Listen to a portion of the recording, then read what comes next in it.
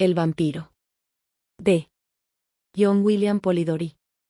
Sucedió en medio de las disipaciones de un duro invierno en Londres. Apareció en diversas fiestas de los personajes más importantes de la vida nocturna y diurna de la capital inglesa, un noble, más notable por sus peculiaridades que por su rango. Miraba a su alrededor como si no participara de las diversiones generales. Aparentemente, solo atraían su atención las risas de los demás, como si pudiera acallarlas a su voluntad y amedrentar aquellos pechos donde reinaba la alegría y la despreocupación. Los que experimentaban esta sensación de temor no sabían explicar cuál era su causa. Algunos la atribuían a la mirada gris y fija, que penetraba hasta lo más hondo de una conciencia, hasta lo más profundo de un corazón. Aunque lo cierto era que la mirada solo recaía sobre una mejilla con un rayo de plomo que pesaba sobre la piel que no lograba atravesar. Sus rarezas provocaban una serie de invitaciones a las principales mansiones de la capital. Todos deseaban verle, y quienes se hallaban acostumbrados a la excitación violenta, y experimentaban el peso del ennui, estaban sumamente contentos de tener algo ante ellos capaz de atraer su atención de manera intensa. A pesar del matiz mortal de su semblante, que jamás se coloreaba con un tinte rosado ni por modestia ni por la fuerte emoción de la pasión, pese a que sus facciones y su perfil fuesen bellos, muchas damas que andaban siempre en busca de notoriedad trataban de conquistar sus atenciones y conseguir al menos algunas señales de afecto.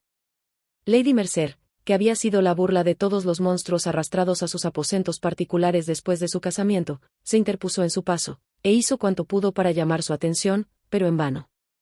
Cuando la joven se hallaba ante él, aunque los ojos del misterioso personaje parecían fijos en ella, no parecían darse cuenta de su presencia. Incluso su imprudencia parecía pasar desapercibida a los ojos del caballero, por lo que, cansada de su fracaso, abandonó la lucha. Mas aunque las vulgares adúlteras no lograron influir en la dirección de aquella mirada, el noble no era indiferente al bello sexo, si bien era tal la cautela con que se dirigía tanto a la esposa virtuosa como a la hija inocente, que muy pocos sabían que hablase tan bien con las mujeres. Sin embargo, pronto se ganó la fama de poseer una lengua meritoria. Y bien fuese porque la misma superaba al temor que inspiraba aquel carácter tan singular, o porque las damas se quedaron perturbadas ante su aparente odio del vicio, el caballero no tardó en contar con admiradoras tanto entre las mujeres que se ufanaban de su sexo junto con sus virtudes domésticas, como entre las que las manchaban con sus vicios. Por la misma época, llegó a Londres un joven llamado Aubrey. Era huérfano, con una sola hermana que poseía una fortuna más que respetable, habiendo fallecido sus padres siendo el niño todavía. Abandonado a sí mismo por sus tutores, que pensaban que su deber solo consistía en cuidar de su fortuna, en tanto descuidaban aspectos más importantes en manos de personas subalternas, Aubrey cultivó más su imaginación que su buen juicio. Por consiguiente, alimentaba los sentimientos románticos del honor y el candor, que diariamente arruinan a tantos jóvenes inocentes. Creía en la virtud y pensaba que el vicio lo consentía la providencia solo como un contraste de aquella, tal como se lee en las novelas. Pensaba que la desgracia de una casa consistía tan solo en las vestimentas, que la mantenían cálida, aunque siempre quedaban mejor adaptadas a los ojos de un pintor gracias al desarreglo de sus pliegues y a los diversos manchones de pintura. Pensaba, en suma, que los sueños de los poetas eran las realidades de la existencia. Aubrey era guapo, sincero y rico. Por tales razones, tras su ingreso en los círculos alegres, le rodearon y atosigaron muchas mujeres, con hijastras casaderas, y muchas esposas en busca de pasatiempos extraconyugales. Las hijas y las esposas infieles pronto opinaron que era un joven de gran talento, gracias a sus brillantes ojos y a sus sensuales labios. Adherido al romance de sus solitarias horas, Aubrey se sobresaltó al descubrir que, excepto en las llamas de las velas, que chisporroteaban no por la presencia de un duende sino por las corrientes de aire, en la vida real no existía la menor base para las necedades románticas de las novelas, de las que había extraído sus pretendidos conocimientos. Hallando, no obstante, cierta compensación a su vanidad satisfecha, estaba a punto de abandonar sus sueños, cuando el extraordinario ser antes mencionado y descrito se cruzó en su camino. Le escrutó con atención. Y la imposibilidad de formarse una idea del carácter de un hombre tan completamente absorto en sí mismo, de un hombre que presentaba tan pocos signos de la observación de los objetos externos a él, aparte del tácito reconocimiento de su existencia, implicado por la evitación de su contacto, dejando que su imaginación ideara todo aquello que halagaba su propensión a las ideas extravagantes, pronto convirtió a semejante ser en el héroe de un romance. Y decidió observar a aquel retoño de su fantasía más que al personaje en sí mismo. Trabó amistad con él, fue atento con sus nociones, y llegó a hacerse notar por el misterioso caballero. Su presencia acabó por ser reconocida. Se enteró gradualmente de que Lord Ruthven tenía unos asuntos algo embrollados, y no tardó en averiguar, de acuerdo con las notas halladas en la calle, que estaba a punto de emprender un viaje. Deseando obtener más información con respecto a tan singular criatura, que hasta entonces solo había excitado su curiosidad sin apenas satisfacerla, Aubrey les comunicó a sus tutores que había llegado el instante de realizar una excursión, que durante muchas generaciones se creía necesaria para que la juventud trepara rápidamente por las escaleras del vicio, igualándose con las personas maduras, con lo que no parecerían caídos del cielo cuando se mencionara ante ellos intrigas escandalosas, como temas de placer y alabanza, según el grado de perversión de las mismas. Los tutores accedieron a su petición, e inmediatamente Aubrey le contó sus intenciones a Lord Ruthven, sorprendiéndose agradablemente cuando éste le invitó a viajar en su compañía. Muy ufano de esta prueba de afecto, por parte de una persona que aparentemente no tenía nada en común con los demás mortales, aceptó encantado. Unos días más tarde, ya habían cruzado el Canal de la Mancha. Hasta entonces, Aubrey no había tenido oportunidad de estudiar a fondo el carácter de su compañero de viaje, y de pronto descubrió que, aunque gran parte de sus acciones eran plenamente visibles, los resultados ofrecían unas conclusiones muy diferentes, de acuerdo con los motivos de su comportamiento. Su compañero era muy liberal, el vago, el ocioso y el pordiosero recibían de su mano más de lo necesario para aliviar sus necesidades más perentorias. Pero Aubrey observó asimismo que Lord Ruthven jamás aliviaba las desdichas de los virtuosos, reducidos a la indigencia por la mala suerte, a los cuales despedía sin contemplaciones y aun con burlas. Cuando alguien acudía a él no para remediar sus necesidades, sino para poder hundirse en la lujuria o en las más tremendas iniquidades, Lord Ruthven jamás negaba su ayuda. Sin embargo, Aubrey atribuía esta nota de su carácter a la mayor importunidad del vicio, que generalmente es mucho más insistente que el desdichado y el virtuoso indigente. En las obras de beneficencia de Lord había una circunstancia que quedó muy grabada en la mente del joven: todos aquellos a quienes ayudaba Lord Ruthven, inevitablemente veían caer una maldición sobre ellos, pues eran llevados al cadalso o se hundían en la miseria más abyecta. En Bruselas y otras ciudades por las que pasaron, Aubrey se asombró ante la aparente avidez con que su acompañante buscaba los centros de los mayores vicios. Solía entrar en los garitos de faro, donde apostaba, y siempre con fortuna, salvo cuando un canalla era su antagonista, siendo entonces cuando perdía más de lo que había ganado antes. Pero siempre conservaba la misma expresión pétrea, imperturbable, con la generalmente contemplaba a la sociedad que le rodeaba. No sucedía lo mismo cuando el noble se tropezaba con la novicia juvenil o con un padre infortunado de una familia numerosa. Entonces, su deseo parecía la ley de la fortuna, dejando de lado su abstracción, al tiempo que sus ojos brillaban con más fuego que los del gato cuando juega con el ratón ya moribundo. En todas las ciudades dejaba a la florida juventud asistente a los círculos por él frecuentados, echando maldiciones, en la soledad de una fortaleza del destino que la había arrastrado hacia él, al alcance de aquel mortal enemigo. Asimismo, muchos padres sentábanse coléricos en medio de sus hambrientos hijos, sin un solo penique de su anterior fortuna, sin lo necesario siquiera para satisfacer sus más acuciantes necesidades. Sin embargo, cuanto ganaba en las mesas de juego, lo perdía inmediatamente, tras haber esquilmado algunas grandes fortunas de personas inocentes. Este podía ser el resultado de cierto grado de conocimiento capaz de combatir la destreza de los más experimentados. Aubrey deseaba a menudo decirle todo esto a su amigo, suplicarle que abandonase esta caridad y estos placeres que causaban la ruina de todo el mundo, sin producirle el beneficio alguno. Pero demoraba esta súplica, porque un día y otro esperaba que su amigo le diera una oportunidad de poder hablarle con franqueza y sinceridad. Cosa que nunca ocurrió. Lord Ruthven, en su carruaje, y en medio de la naturaleza más lujuriosa y salvaje, siempre era el mismo, sus ojos hablaban menos que sus labios. Y aunque Aubrey se hallaba tan cerca del objeto de su curiosidad, no obtenía mayor satisfacción de este hecho que la de la constante exaltación del vano deseo de desentrañar aquel misterio que a su excitada imaginación empezaba a asumir las proporciones de algo sobrenatural. No tardaron en llegar a Roma, y Aubrey perdió de vista a su compañero por algún tiempo, dejándole en la cotidiana compañía del círculo de amistades de una condesa italiana, en tanto él visitaba los monumentos de la ciudad casi desierta. Estando así ocupado, llegaron varias cartas de Inglaterra, que abría con impaciencia. La primera era de su hermana dándole las mayores seguridades de su cariño, las otras eran de sus tutores, y la última le dejó asombrado. Si antes había pasado por su imaginación que su compañero de viaje poseía algún malvado poder, aquella carta parecía reforzar tal creencia. Sus tutores insistían en que abandonase inmediatamente a su amigo, urgiéndole a ello en vista de la maldad de tal personaje, a causa de sus casi irresistibles poderes de seducción, que tornaban sumamente peligrosos sus hábitos para con la sociedad en general. Habían descubierto que su desdén hacia las adúlteras no tenía su origen en el odio a ellas, sino que había requerido, para aumentar su satisfacción personal, que las víctimas, los compañeros de la culpa, fuesen arrojadas desde el pináculo de la virtud inmaculada a los más hondos abismos de la infamia y la degradación. En resumen, que todas aquellas damas a las que había buscado, aparentemente por sus virtudes, habíanse quitado la máscara desde la partida de Lord Ruthven, y no sentían ya el menor escrúpulo en exponer toda la deformidad de sus vicios a la contemplación pública. Aubrey decidió al punto separarse de un personaje que todavía no le había mostrado ni un solo punto brillante en donde posar la mirada. Resolvió inventar un pretexto plausible para abandonarle, proponiéndose, mientras tanto, continuar vigilándole estrechamente y no dejar pasar la menor circunstancia acusatoria. De este modo, penetró en el mismo círculo de amistades que Lord Ruthven, y no tardó en darse cuenta de que su amigo estaba dedicado a ocuparse de la inexperiencia de la hija de la dama cuya mansión frecuentaba más a menudo. En Italia, es muy raro que una mujer soltera frecuente los círculos sociales, por lo que Lord Ruthven se veía obligado a llevar adelante sus planes en secreto. Pero la mirada de Aubrey le siguió en todas sus tortuosidades, y pronto averiguó que la pareja había concertado una cita que sin duda iba a causar la ruina de una chica inocente, poco reflexiva.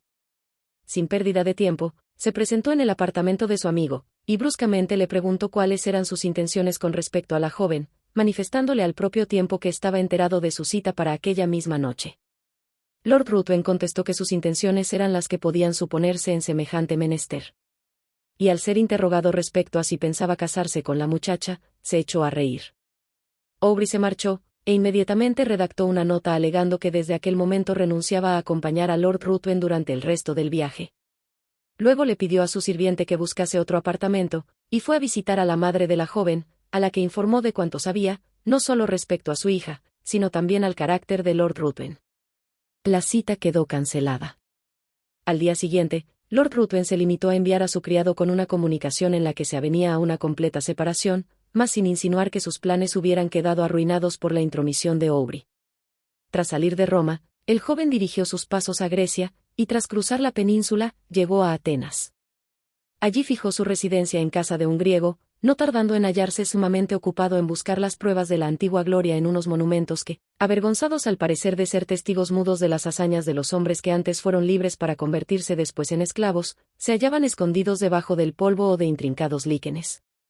Bajo su mismo techo habitaba un ser tan delicado y bello que podía haber sido la modelo de un pintor que deseara llevar a la tela la esperanza prometida a los seguidores de Mahoma en el paraíso, salvo que sus ojos eran demasiado pícaros y vivaces para pretender a un alma y no a un ser vivo. Cuando bailaba en el prado, o correteaba por el monte, parecía mucho más ágil y veloz que las gacelas, y también mucho más grácil. Era, en resumen, el verdadero sueño de un epicuro. El leve paso de llante acompañaba a menudo a Aubrey en su búsqueda de antigüedad. Y a veces la inconsciente joven se empeñaba en la persecución de una mariposa de cachemira, mostrando la hermosura de sus formas al dejar flotar su túnica al viento, bajo la ávida mirada de Aubrey que así olvidaba las letras que acababa de descifrar en una tablilla medio borrada. A veces, sus trenzas relucían a los rayos del sol con un brillo sumamente delicado, cambiando rápidamente de matices, pudiendo ello haber sido la excusa del olvido del joven anticuario que dejaba huir de su mente el objeto que antes había creído de capital importancia para la debida interpretación de un pasaje de Pausanias. Pero, ¿por qué intentar describir unos encantos que todo el mundo veía, mas nadie podía apreciar? Era la inocencia, la juventud, la belleza, sin estar aún contaminadas por los atestados salones, por las salas de baile.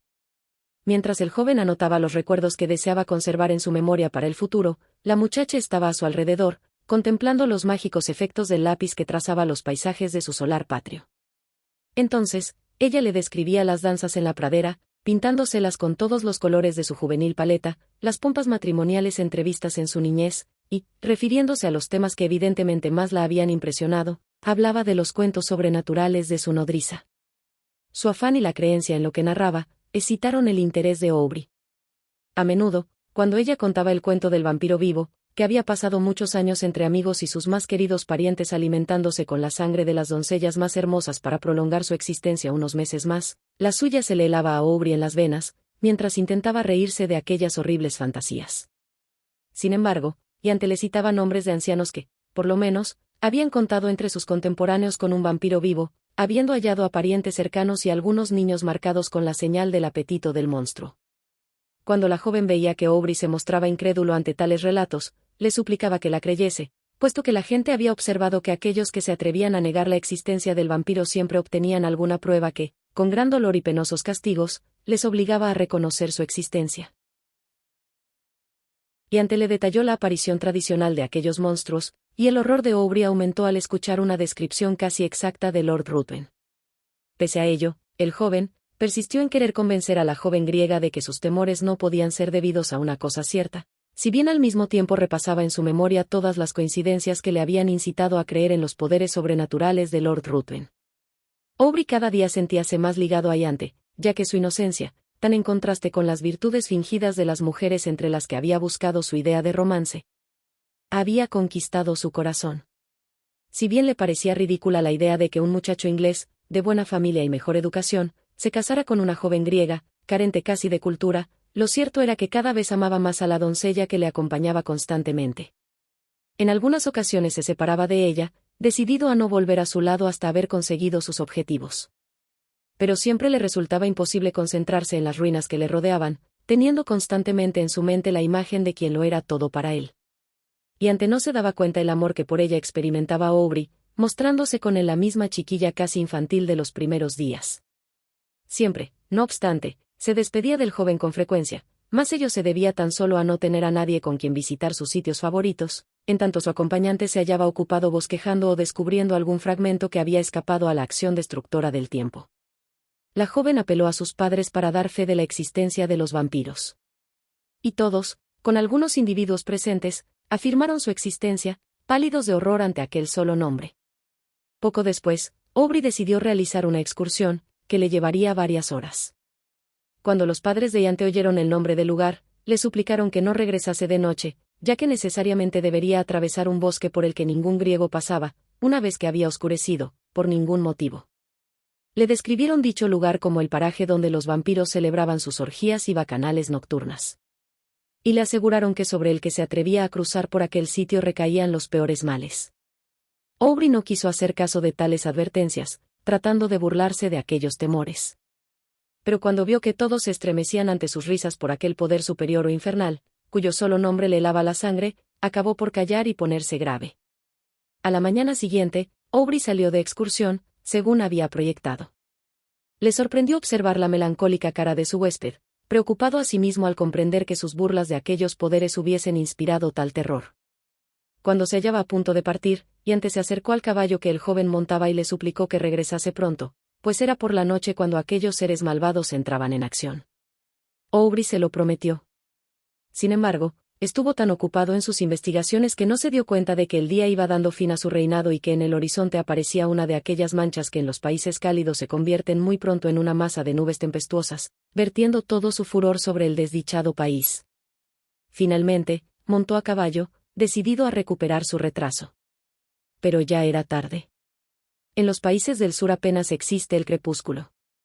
El sol se pone inmediatamente y sobreviene la noche. Aubrey se había demorado con exceso. Tenía la tormenta encima, los truenos apenas se concedían un respiro entre sí, y el fuerte aguacero se abría paso por entre el espeso follaje, en tanto el relámpago azul parecía caer a sus pies. El caballo se asustó de repente, y emprendió un galope alocado por entre el espeso bosque. Por fin, agotado de cansancio, el animal se paró, y Aubrey descubrió a la luz de los relámpagos que estaba en la vecindad de una choza que apenas se destacaba por entre la hojarasca y la maleza que le rodeaba. Desmontó y se aproximó, cojeando, con el fin de encontrar a alguien que pudiera llevarle a la ciudad, o al menos obtener asilo contra la furiosa tormenta. Cuando se acercaba a la cabaña, los truenos, que habían callado un instante, le permitieron oír unos gritos femeninos, gritos mezclados con risotadas de burla, todo como en un solo sonido. Aubrey quedó turbado.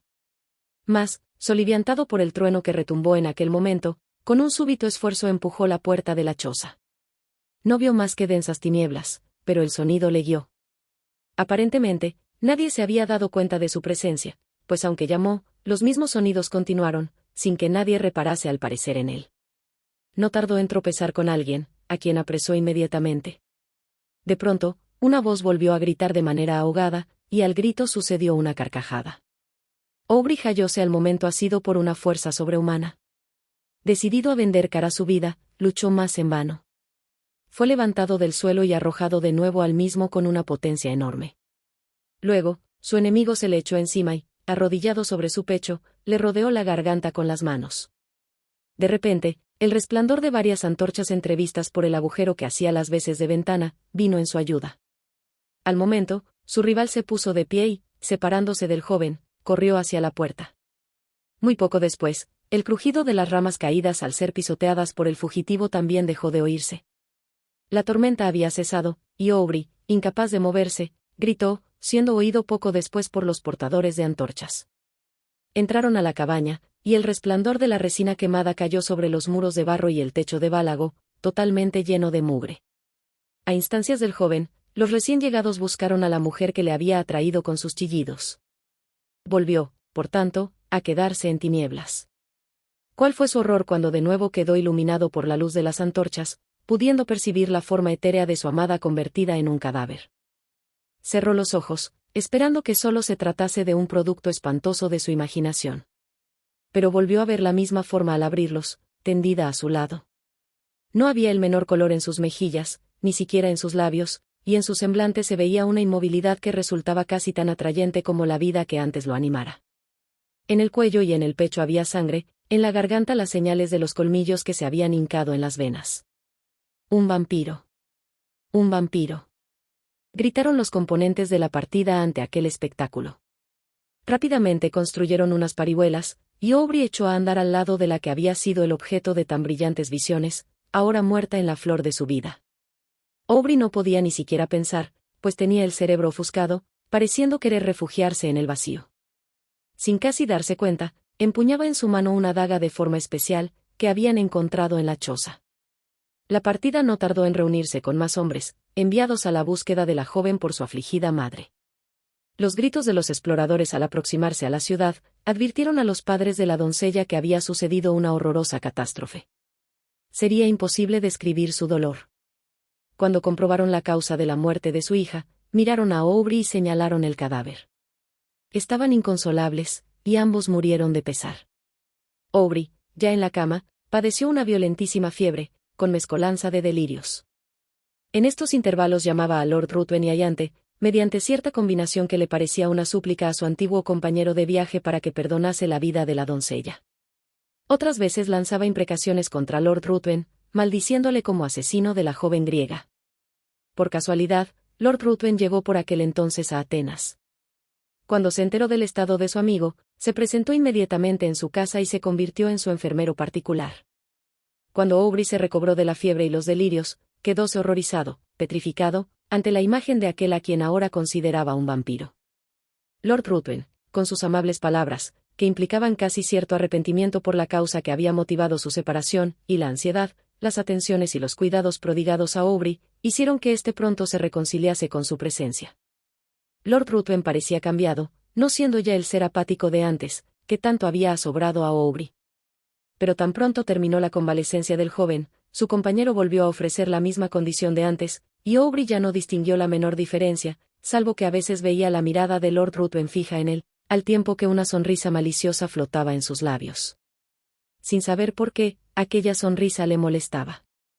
Durante la última fase de su recuperación, Lord Ruthven pareció absorto en la contemplación de las olas que levantaba en el mar la brisa marina, o en señalar el progreso de los astros que, como el nuestro, dan vueltas en torno al sol. Y más que nada, parecía evitar todas las miradas ajenas.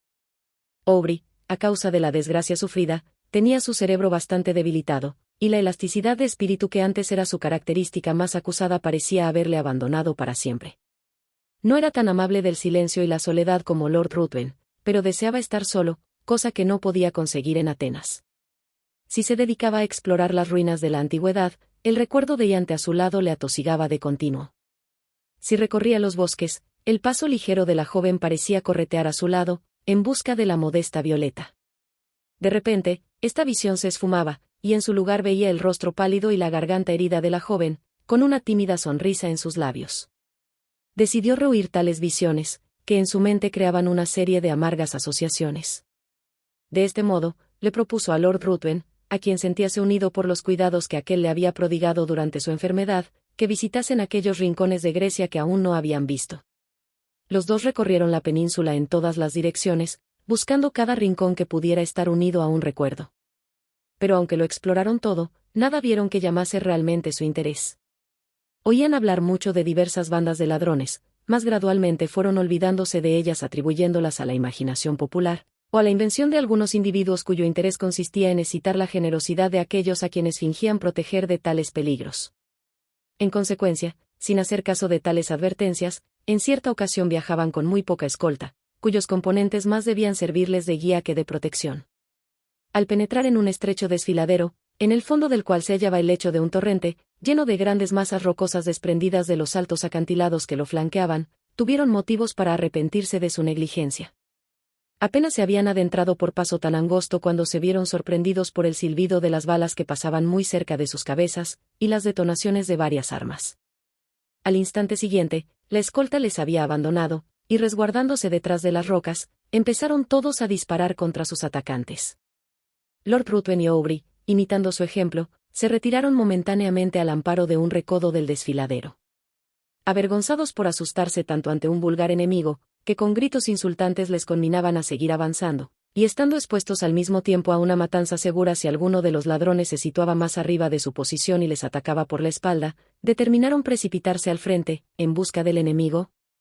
Apenas abandonaron el refugio rocoso, Lord Ruthven recibió en el hombro el impacto de una bala que le envió rodando al suelo. Aubrey corrió en su ayuda, sin hacer caso del peligro a que se exponía, mas no tardó en verse rodeado por los malhechores, al tiempo que los componentes de la escolta, al ver herido a Lord Ruthven, levantaron inmediatamente las manos en señal de rendición. Mediante la promesa de grandes recompensas, Aubrey logró convencer a sus atacantes para que trasladasen a su herido amigo a una cabaña situada no lejos de allí.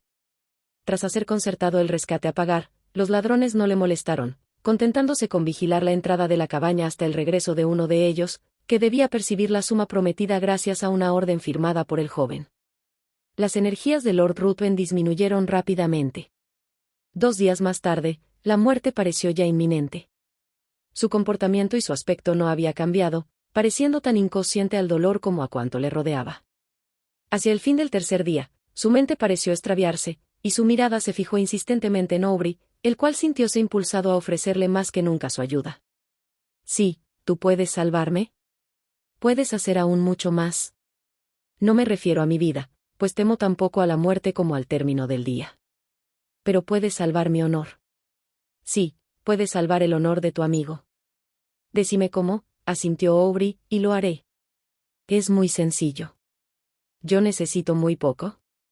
¿Mi vida necesita espacio? Oh, no puedo. ¿Explicarlo todo? Mas si callas cuanto sabes de mí, mi honor se verá libre de las murmuraciones del mundo, y si mi muerte es por algún tiempo desconocida en Inglaterra, viviré. Nadie lo sabrá. Júralo.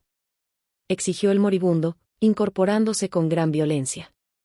Júralo por las almas de tus antepasados, por todos los temores de la naturaleza, jura que durante 1 año y 1 día no le contarás a nadie mis crímenes ni mi muerte, pase lo que pase, veas lo que veas. Sus ojos parecían querer salir de sus órbitas. Lo juro, exclamó Aubrey. Lord Ruthven le dejó caer sobre la almohada, lanzando una carcajada, y expiró. Aubrey retiróse a descansar, mas no durmió pues su cerebro daba vueltas y más vueltas sobre los detalles de su amistad con tan extraño ser, y sin saber por qué, cuando recordaba el juramento prestado sentíase invadido por un frío extraño, con el presentimiento de una desgracia inminente. Levantóse muy temprano al día siguiente, e iba ya a entrar en la cabaña donde había dejado el cadáver, cuando uno de los ladrones le comunicó que ya no estaba allí, puesto que él y sus camaradas lo habían transportado a la cima de la montaña, según la promesa hecha al difunto de que lo dejarían expuesto al primer rayo de luna después de su muerte. Aubrey quedóse atónito ante aquella noticia. Junto con varios individuos, decidió ir a donde habían dejado a Lord Ruthven, para enterrarlo debidamente. Pero una vez en la cumbre de la montaña, no halló ni rastro del cadáver ni de sus ropas, aunque los ladrones juraron que era aquel el lugar en que dejaron al muerto. Durante algún tiempo su mente perdióse en conjeturas, hasta que decidió descender de nuevo, convencido de que los ladrones habían enterrado el cadáver tras despojarlo de sus vestiduras. Harto de un país en el que solo había padecido tremendos horrores, y en el que todo conspiraba para fortalecer aquella superstición melancólica que se había adueñado de su mente, resolvió abandonarlo, no tardando en llegar a Esmirna. Mientras esperaba un barco que le condujera a Otranto o a Nápoles, estuvo ocupado en disponer los efectos que tenía consigo y que habían pertenecido a Lord Ruthven. Entre otras cosas halló un estuche que contenía varias armas, más o menos adecuada para asegurar la muerte de una víctima. Dentro se hallaban varias dagas y yataganes. Mientras los examinaba, asombrado ante sus curiosas formas, grande fue su sorpresa al encontrar una vaina ornamentada en el mismo estilo que la daga hallada en la choza fatal. Aubrey se estremeció, y deseando obtener nuevas pruebas, buscó la daga. Su horror llegó a su culminación cuando verificó que la hoja se adaptaba a la vaina, pese a su peculiar forma. No necesitaba ya más pruebas, aunque sus ojos parecían como pegados a la daga, pese a lo cual todavía se resistía a creerlo. Sin embargo, aquella forma especial, los mismos esplendorosos adornos del mango y la vaina, no dejaban el menor resquicio a la duda. Además, ambos objetos mostraban gotas de sangre. Partió de Esmirna y, ya en Roma, sus primeras investigaciones se refirieron a la joven que él había intentado arrancar a las artes seductoras de Lord Ruthven. Sus padres se hallaban desconsolados, totalmente arruinados, y a la joven no se la había vuelto a ver desde la salida de la capital de Lord Ruthven. El cerebro de Aubrey estuvo a punto de desquiciarse ante tal cúmulo de horrores, temiendo que la joven también hubiese sido víctima del mismo asesino de Yante. Aubrey tornóse más callado y retraído y su sola ocupación consistió ya en apresurar a sus postillones, como si tuviese necesidad de salvar a un ser muy querido. Llegó a Calais, y una brisa que parecía obediente a sus deseos no tardó en dejarle en las costas de Inglaterra. Corrió a la mansión de sus padres y allí, por un momento, pareció perder, gracias a los besos y abrazos de su hermana, todo recuerdo del pasado. Si antes, con sus infantiles caricias, ya había conquistado el afecto de su hermano, ahora que empezaba a ser mujer todavía la quería más. La señorita Aubrey no poseía la alada gracia que atrae las miradas y el aplauso de las reuniones y fiestas. No había en ella el ingenio ligero que solo existe en los salones. Sus ojos azules jamás se iluminaban con ironías o sarcasmos. En toda su persona había como un halo de encanto melancólico que no se debía a ninguna desdicha sino a un sentimiento interior, que parecía indicar un alma consciente de un reino más brillante. No tenía el paso leve, que atrae como el vuelo grácil de la mariposa, como un color grato a la vista. Su paso era sosegado y pensativo. Cuando estaba sola, su semblante jamás se alegraba con una sonrisa de júbilo. Pero al sentir el afecto de su hermano, y olvidar en su presencia los pesares que le impedían el descanso, ¿quién no habría cambiado una sonrisa por tanta dicha? Era como si los ojos de la joven, su rostro entero, jugasen a la luz de su esfera propia. Sin embargo, la muchacha solo contaba 18 años, por lo que no había sido presentada en sociedad, habiendo juzgado sus tutores que debían demorarse tal acto hasta que su hermano regresara del continente, momento en que se constituiría en su protector. Por tanto, resolvieron que darían una fiesta con el fin de que ella apareciese en escena. Aubrey habría preferido estar apartado de todo bullicio, alimentándose con la melancolía que le abrumaba. No experimentaba el menor interés por las frivolidades de personas desconocidas, aunque se mostró dispuesto a sacrificar su comodidad para proteger a su hermana. De esta manera, no tardaron en llegar a su casa de la capital, a fin de disponerlo todo para el día siguiente, elegido para la fiesta. La multitud era excesiva. Una fiesta no vista en mucho tiempo, donde todo el mundo estaba ansioso de dejarse ver. Aubrey apareció con su hermana. Luego, estando solo en un rincón, mirando a su alrededor con muy poco interés, pensando abstraídamente que la primera vez que había visto a Lord Ruthven había sido en aquel mismo salón, sintióse de pronto cogido por el brazo, al tiempo que en sus oídos resonaba una voz que recordaba demasiado bien. Acuérdate del juramento. Aubrey apenas tuvo valor para volverse, temiendo ver a un espectro que le podría destruir, y distinguió no lejos a la misma figura que había atraído su atención cuando, a su vez, él había entrado por primera vez en sociedad. Contempló a aquella figura fijamente, hasta que sus piernas casi se negaron a sostener el peso de su cuerpo. Luego, asiendo a un amigo del brazo, subió a su carruaje y le ordenó al cochero que le llevase a su casa de campo. Una vez allí, empezó a pasearse agitadamente, con la cabeza entre las manos, como temiendo que sus pensamientos le estallaran en el cerebro. ¿Lord Ruthven había vuelto a presentarse ante él? Y todos los detalles se encadenaron súbitamente ante sus ojos, la daga, la vaina, la víctima, su juramento. No era posible, se dijo muy excitado, no era posible que un muerto resucitara. Era imposible que fuese un ser real. Por eso, decidió frecuentar de nuevo la sociedad. Necesitaba aclarar sus dudas. Pero cuando, noche tras noche, recorrió diversos salones, siempre con el nombre de Lord Ruthven en sus labios, nada consiguió. Una semana más tarde, Acudió con su hermana a una fiesta en la mansión de unas nuevas amistades. Dejándola bajo la protección de la anfitriona, Aubrey retiróse a un rincón y allí dio rienda suelta a sus pensamientos. Cuando al fin vio que los invitados empezaban a marcharse, penetró en el salón y halló a su hermana rodeada de varios caballeros, al parecer conversando animadamente. El joven intentó abrirse paso para acudir junto a su hermana, cuando uno de los presentes, al volverse, le ofreció aquellas facciones que tanto aborrecía. Aubrey dio un tremendo salto, tomó a su hermana del brazo y apresuradamente la arrastró hacia la calle. En la puerta encontró impedido el paso por la multitud de criados que aguardaban a sus respectivos amos. Mientras trataba de superar aquella barrera humana, volvió a su oído la conocida y fatídica voz. «Acuérdate del juramento». No se atrevió a girar y, siempre arrastrando a su hermana, no tardó en llegar a casa. Aubrey empezó a dar señales de desequilibrio mental. Si antes su cerebro había estado solo ocupado con un tema, ahora se hallaba totalmente absorto en él, teniendo ya la certidumbre de que el monstruo continuaba viviendo. No paraba ya mientes en su hermana, y fue inútil que ésta tratara de arrancarle la verdad de tan extraña conducta. Aubrey limitábase a proferir palabras casi incoherentes, que aún aterraban más a la muchacha.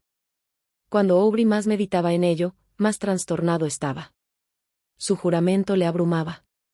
Debía permitir, pues, que aquel monstruo rondase por el mundo, en medio de tantos seres queridos, sin delatar sus intenciones.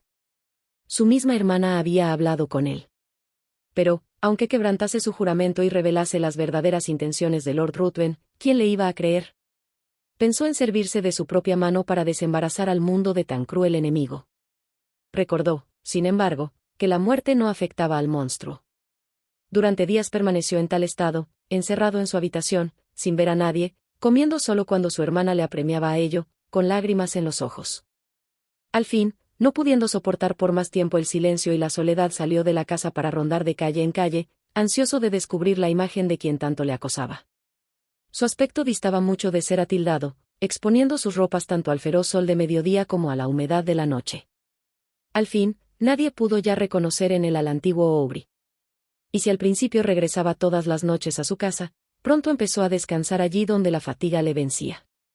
Su hermana, angustiada por su salud, empleó a algunas personas para que le siguiesen, pero el joven supo distanciarlas, puesto que huía de un perseguidor más veloz que aquellas, su propio pensamiento.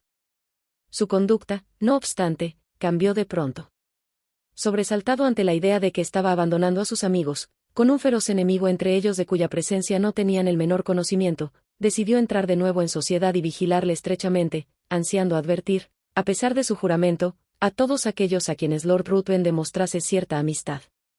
Mas al entrar en un salón, su aspecto miserable, su barba de varios días, resultaron tan sorprendentes, sus estremecimientos interiores tan visibles, que su hermana vióse al fin obligada a suplicarle que se abstuviese en bien de ambos a una sociedad que le afectaba de manera tan extraña.